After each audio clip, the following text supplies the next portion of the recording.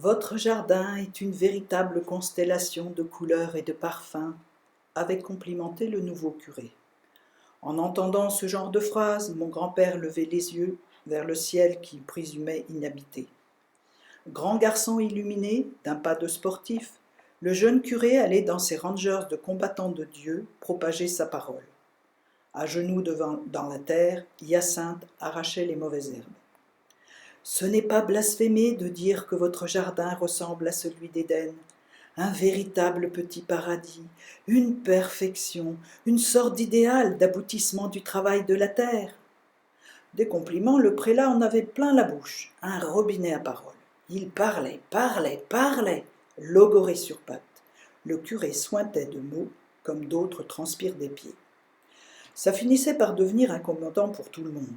À l'église, ces sermons duraient des heures. La messe n'en finissait plus. Les paroissiens les plus assidus prenaient leur mal en patience. Les autres se rabattaient sur l'office cathodique du jour du Seigneur. On identifiait facilement les familles les plus pratiquantes au fait qu'elles ne passaient jamais à table avant 14 heures. Certains fidèles, craignant que l'éternité puisse ressembler au sermon du nouveau curé, commençaient à considérer le matérialisme avec bienveillance. « C'est une toile merveilleuse que vous proposez aux passants, une aquarelle magnifique, un chef-d'œuvre de nuances aux 1000 pigmentations. C'est Vincent lui-même qui sur le chemin d'Auvers vous a prêté sa palette, c'est Monet revenant de Giverny qui vous a offert son pinceau. » Quand le curé commençait à parler, on ne savait jamais quand ça allait finir. Ça rappelait à mon grand-père le temps des bombardements, quand il fallait se mettre aux abris.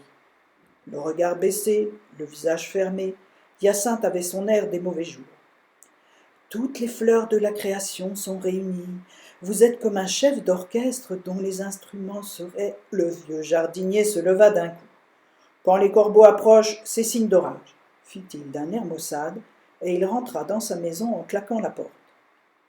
Si c'est des fleurs gratuites qu'il espère pour son église, peut toujours courir.